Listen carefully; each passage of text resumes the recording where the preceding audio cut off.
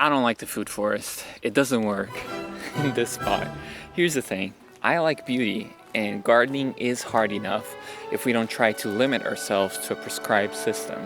That's because nature is a powerful, fickle force, and it will engulf you if you allow in just 2 seconds. Last time I shared how I had transformed this front bank from a mess of weeds into a mini food forest. And while most of the vegetables I planted thrived in this sunny spot, giving me a happy harvest of fresh produce through the growing season, I was not happy with one thing, the way it looked and subsequently felt. So I decided to change strategies. It doesn't mean I've abandoned growing food here, it just means that as an artist I wasn't ready to sacrifice beauty for pure practicality. Hear me out.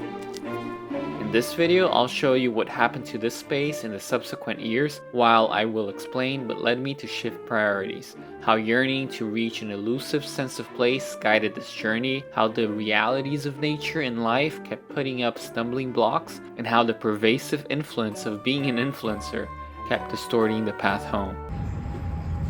Alright, did I get the shot?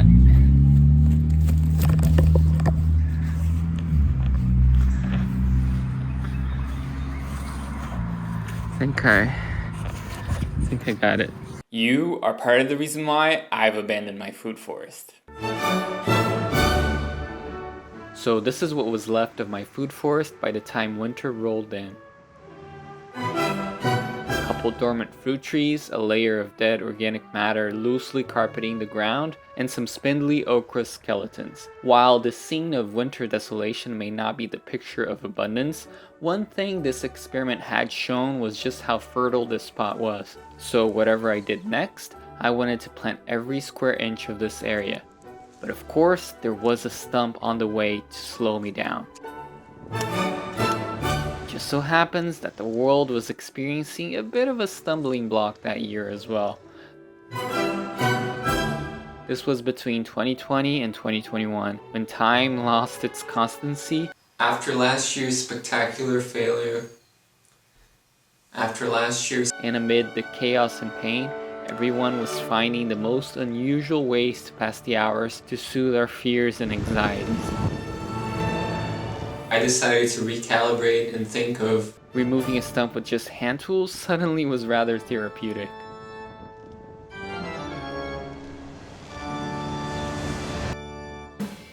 Naturally, gardening became all of a sudden a bit of a national hobby. Now, I've been into gardening way before it was cool. Since 2013, when I started this channel, my goal was to inspire people to grow their own food around their homes. And now that I had a larger plot of land to play with, and an upsurge of new gardeners were discovering the soothing effects of playing in the dirt, it felt like the perfect opportunity to plant a model home garden to teach and inspire. So I went outside with my lockdown sideshow bob hair to plant onion seedlings early in that year, hoping to create, film, and publish a highly productive vegetable front yard garden. Suddenly, as I fixed my focus on creating the most photogenic and productive garden I ever had, your wildest botanical dreams. Oh, they got them. Your wildest botanical dreams. I found myself putting up row covers to protect eggplant seedlings from cold snaps and pests, while terracing the slope into garden beds to grow orderly rows of vegetables. That quickly shifted my front yard from a wild and free food forest garden into looking more and more like a conventional farm. I was losing the plot a bit. Meanwhile, against all trends, my YouTube channel was experiencing a period of malaise. Just as the internet simmered in gardening fever. Here's the thing, I had just started to publish videos from this new empty garden, a stark contrast to the lush and rule-free former garden I had started the channel with. I also was experimenting with making weekly uploads with a more casual edit style. Needless to say, that content was watered down, slow-paced, and rarely provided a satisfactory conclusion at the end of a video. Whatever you do, don't go back to watch the 2020 videos. Unless you're looking to be bored out of your mind watching a hipsterized, low-energy wannabe turn-of-the-century cosplayer riddled by asthmatic pauses,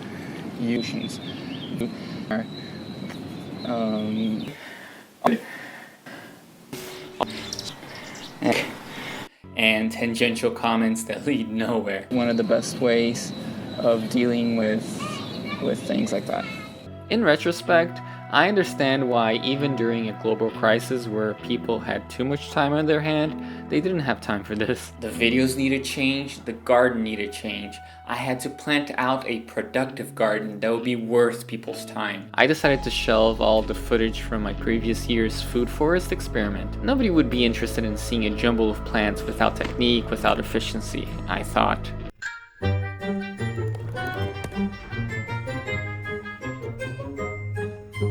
Well, to add insult to injury, the veggies I had planted started to lose vigor. The onions and leeks, previously foolproof crops, were dying of a mysterious ailment I had never witnessed before. I've got terrible, terrible news. I've just lost the crop for this whole year. It appears that I have the allium leaf minor. It just got introduced to the Western Hemisphere, and the first place that it was spotted is actually in Lancaster, Pennsylvania, not too far from here. I'm losing hope. I can't really plant anything anymore. Eggplants were relentlessly attacked by some old foes, flea beetles, at a rate and intensity I had not experienced in my last garden, prompting me to try to save them with more and more interventions. A true uphill struggle against nature, up to the point where I was trying to hand pollinate them because the protective row covers prevented bees from getting near the flowers. I am having problems.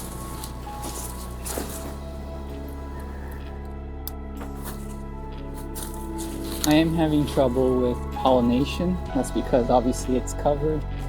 The garden looked uninspired. Everything looked ordinary and tired. I looked tired. What was I trying to do, and who was I trying to please?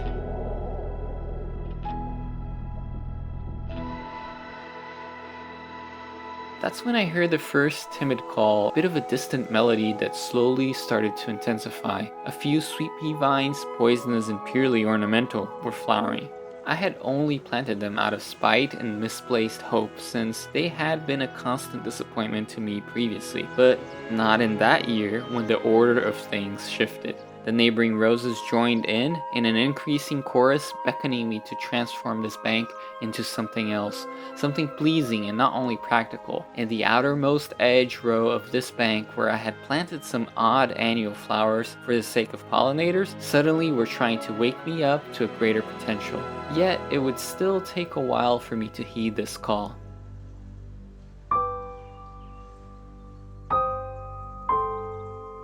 A couple weeks later, vegetables had carpeted the whole space. More resilient crops like tomatoes and beets had covered up the earlier failures. To any passerby, the garden was starting to look more logical and orderly, at least compared to the previous year's jungle. But was abandoning the food forest for this worth it? Was it even more productive? Well, let me start by saying I never had a true food forest. I believe a food forest consists primarily of perennial edible plants that don't need a lot of maintenance or replanting. What I had was, at best, a food forest-inspired annual vegetable garden. It still enjoyed some of the benefits of a food forest, such as maximizing the use of space, but it didn't look that nice. Would my current attempt be even more productive? Was it even that much better looking for a front garden? I wasn't sure. More and more, what was capturing my attention here was not the success or failure of the vegetables or even fruit trees. It was precisely the smattering of flowers on the edge of the garden that were slowly revealing the true potential for this sunny bank. They provided nourishment not for the body but for the soul, because above all, these cheerful blooms were painting a subconscious picture that provided comfort and a sense of place. A sense of place is quite the immaterial feeling that's born out of our very material environment. It is hard to define what it is, but easy to recognize it when you encounter it.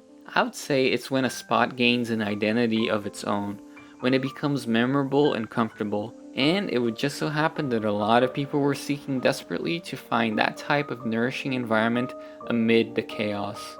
That year, I harvested several things, including the eggplants I had labored to keep alive. Yet, I did not have the model productive garden I had thought of, and I felt I was farther from my goal than when I started.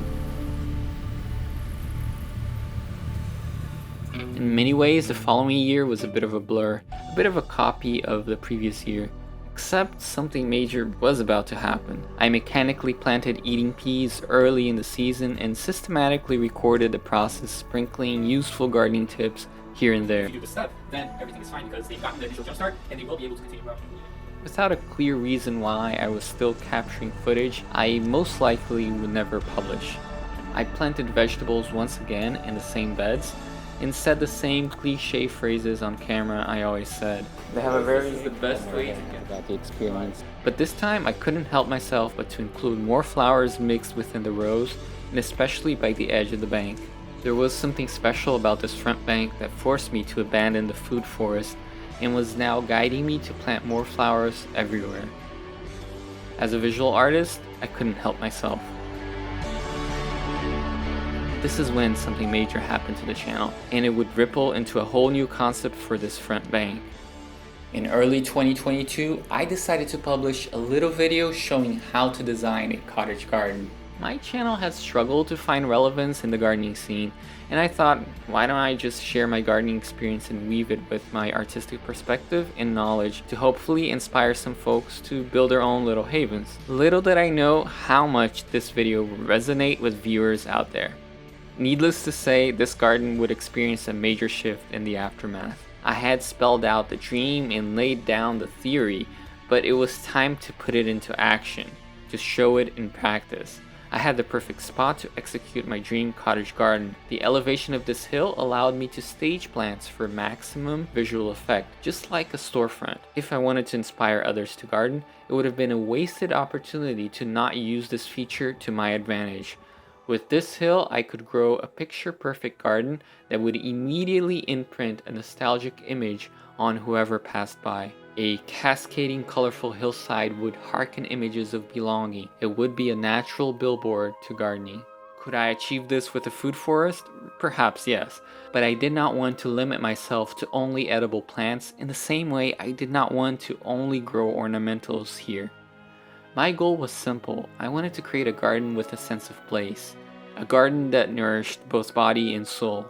What I call a place of belonging. I knew I was still far from this destination, but at least I had found the direction to travel in. 6 years later, I can finally say that I achieved it. Or did I? If you want to see how I finally managed to create my own cottage haven and get some gardening tips to achieve the same, don't miss the next episodes. If you enjoyed the video and would like to support the channel, you can buy art from my Etsy shop or support me through Patreon. Thank you so much and see you next time. And hopefully that will make the timing right